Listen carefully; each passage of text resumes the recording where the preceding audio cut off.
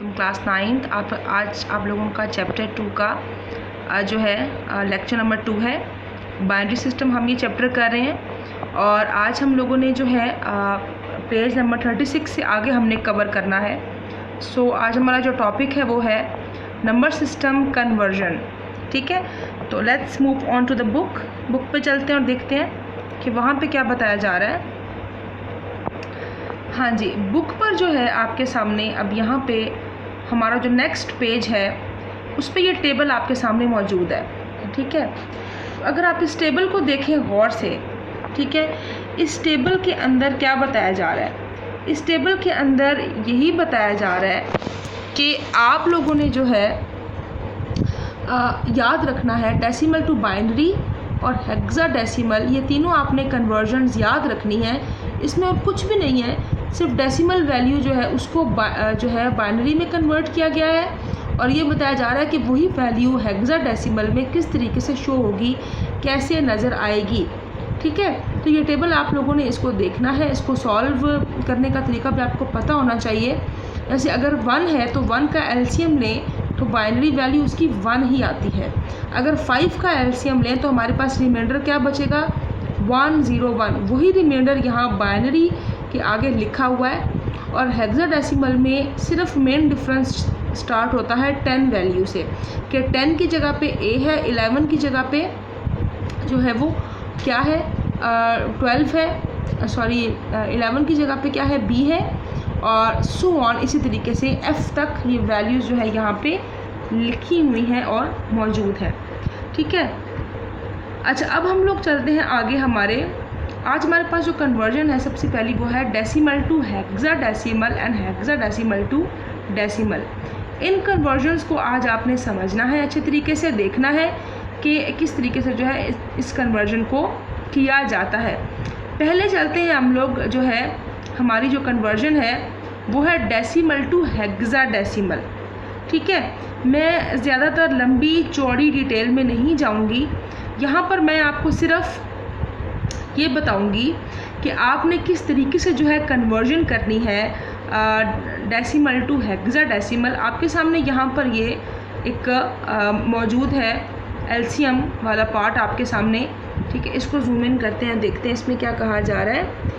इसमें आपके सामने जो वैल्यू थी, जो डेसिमल थी, उसको 16 पर डिवाइड किया जा रहा है बार बार। ठीक है, जब तक कि आपके पास मुकम्मल वैल्यू 0 ना हो जाए।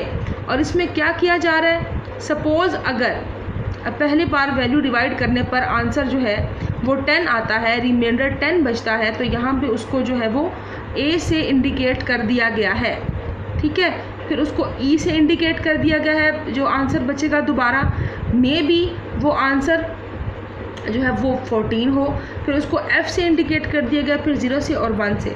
तो यही एक तरीका है जिसके ज़रिए आप लोग कन्वर्ट करते हैं किसी भी जो है वैल्यू को, किसमें, हेक्सा डेसिमल में, किसी भी डेसिमल वैल्यू को।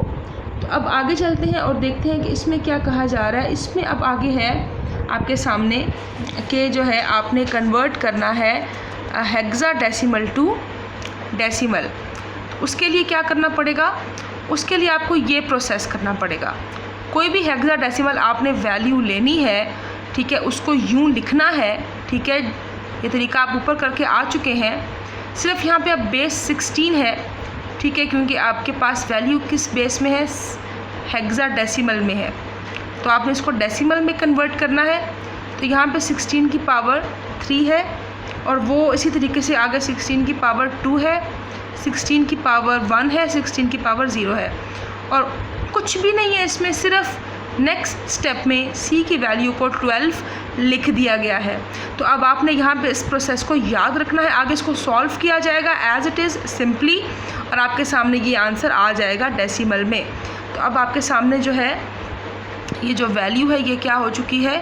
ये कन्वर्ट हो चुकी है हेक्सा डेसिमल टू डेसिमल। ठीक है, अब आगे चलते हैं। अगली कन्वर्जन हमारे पास है हेक्साडेसिमल टू बाइनरी। ठीक है, इसमें क्या आप करेंगे कि आपके पास ये वैल्यू है हेक्साडेसिमल और आपके सामने ये टेबल दिया हुआ है। इस टेबल को आप लोगों ने याद रखना है मैं इस टेबल को थोड़ा सा जूम इन करूँगी ताकि आपको नज़र आ सके इस टेबल पर क्या है।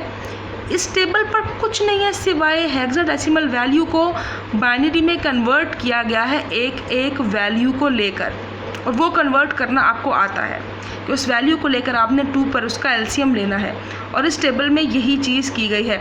ए की जगह पर 10 को रख के डिवाइड किया गया है 2 पर, और बी की जगह पे 11 को, सी की जगह पे 12 को। ठीक है, अच्छा अब आगे चलते हैं।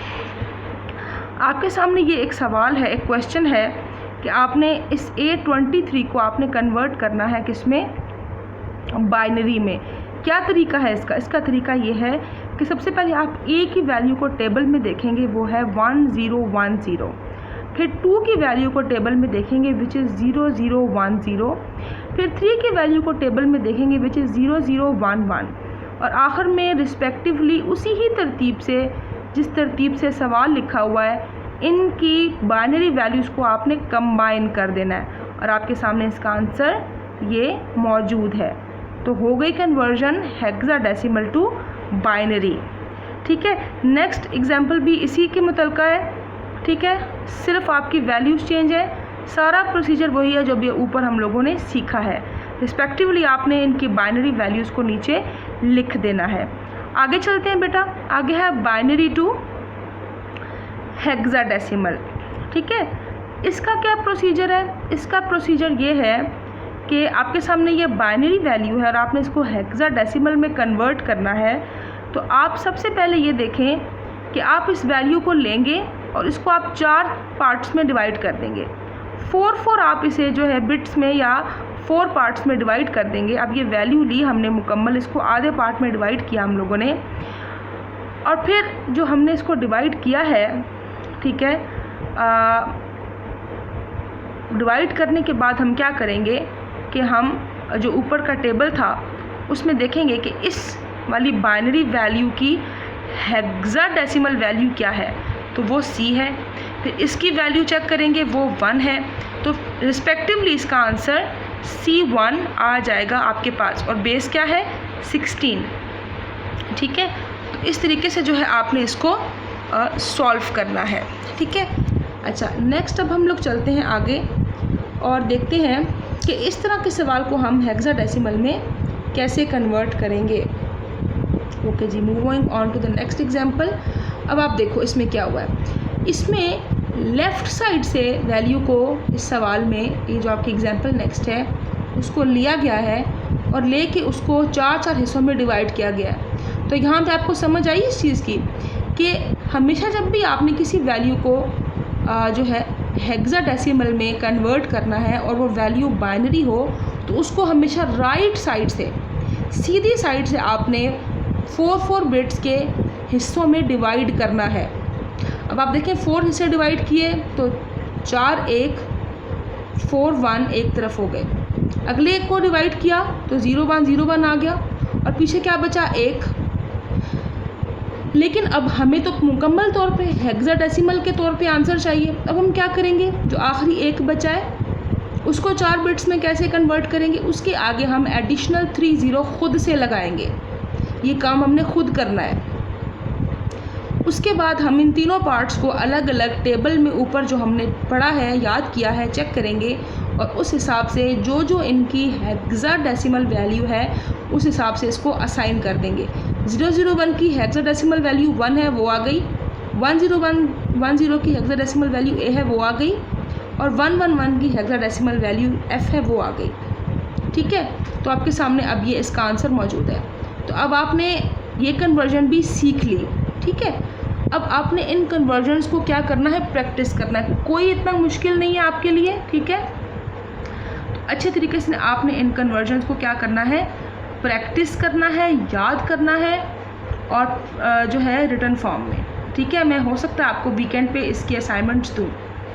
और एक और चीज़, आपका जो फर्स्ट चैप्टर है उसके जो फ्लो चार्ट हैं उनको या तो मैं असाइनमेंट्स की शक्ल में या फिर वीडियो की शक्ल में मैं आपको वो करवाऊँगी। ठीक है, be ready for it. Assignment की शक्ल में आए तो आपने प्रैक्टिस करनी है, उनको समझना है, और वीडियो की शक्ल में आए तो आपको समझ आ जाएगी। दोनों सूरतों में आपने उनको तैयार करना है। तो यहाँ तक आपका लेक्चर आज का कवर्ड है बच्चे। आई होप आपको समझ आ गई होगी। अभी तक के लिए अल्लाह हाफिज़।